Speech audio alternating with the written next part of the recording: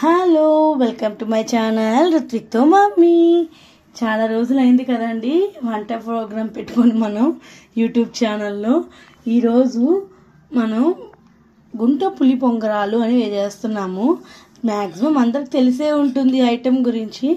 నేనైనా మీకు ఎలా చేయాలో నా స్టైల్లో నేను ఎలా చేస్తాను చెప్తాను. దీంట్లో ఇంకేమైనా వేయాలంటే కూడా మీరు నాకు చెప్పండి, ఓకేనా?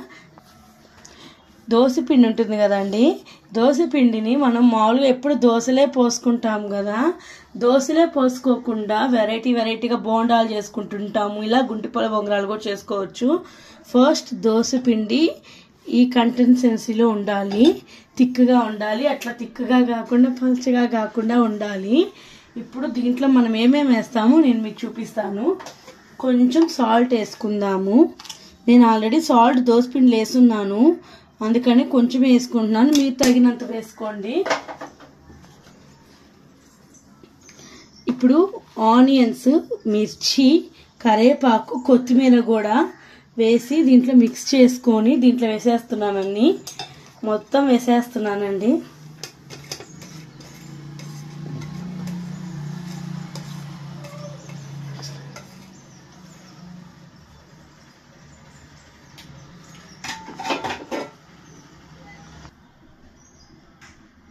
ఇప్పుడు దీన్ని మనం బాగా మిక్స్ చేసుకుందాము. అన్నీ వేసుకున్నాం కదా, మిక్స్ చేసుకుందాము. చూడండి, ఇప్పుడు దీన్ని చూడండి ఎలా ఉందో.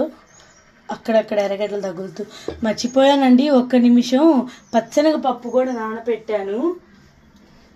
వాటర్లో కడుక్కొని నానబెట్టాను పచ్చెనగపప్పు కూడా దాంట్లో వేయాలండి. ఇప్పుడు మనం పచ్చెనగపప్పు నానబెట్టాము. ఒక 15-20 మినిట్స్ నానితే చాలు పచ్చెనగపప్పు. దాన్ని కూడా మిక్స్ చేసుకుంటున్నాను.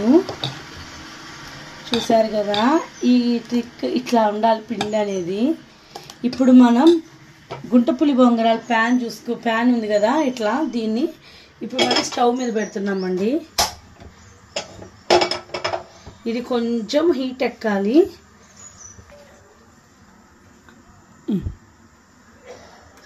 ఇప్పుడు మనం ఇది హీట్ ఎక్కింది కదా, చూడండి పొగలు వస్తున్నాయి. ఇప్పుడు దీన్ని మనం సిమ్లో పెట్టుకొని ఆయిల్ అన్ని గుంటలకి ఆయిల్ పోద్దాము. అంటే ఫస్ట్ ఆయిల్ ఎక్కువ వేసుకోవాలి, తర్వాత ఆయిల్ పెద్దగా పట్టదు. ఇలా వేసుకోవాలి ఆయిల్ని. ఇప్పుడు ఇలా బయటికి రాకుండా వేసుకోవాలండి గుంటలకి.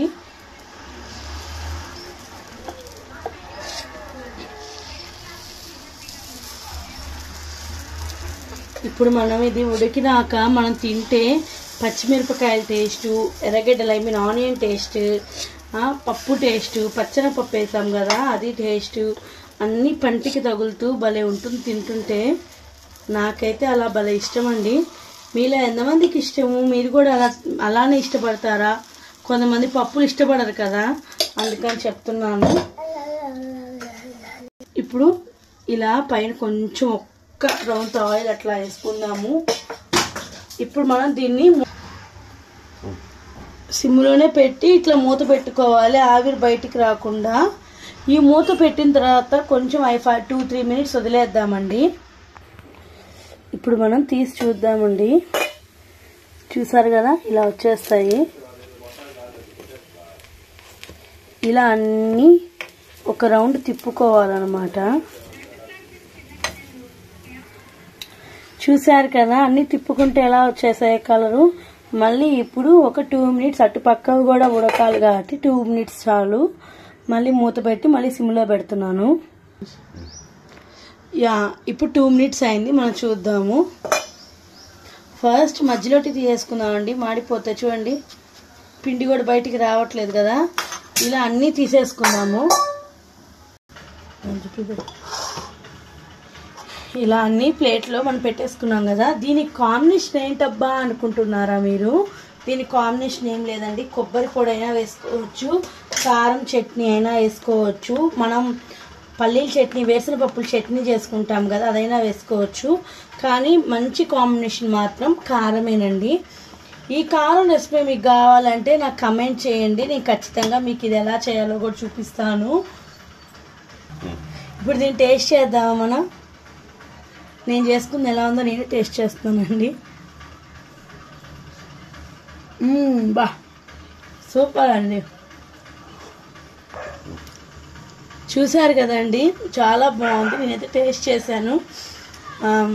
మీరు ఎలా ఉందో మీకు ఎలా నచ్చిందో ఈ ఐటెం మీరు చెప్పండి. మీరు కూడా ట్రై చేసి మీకు ఎలా వచ్చిందో నాకు కమెంట్ చేయండి. Thanks for watching. Subscribe to my channel రుత్విక్తో మమ్మీ.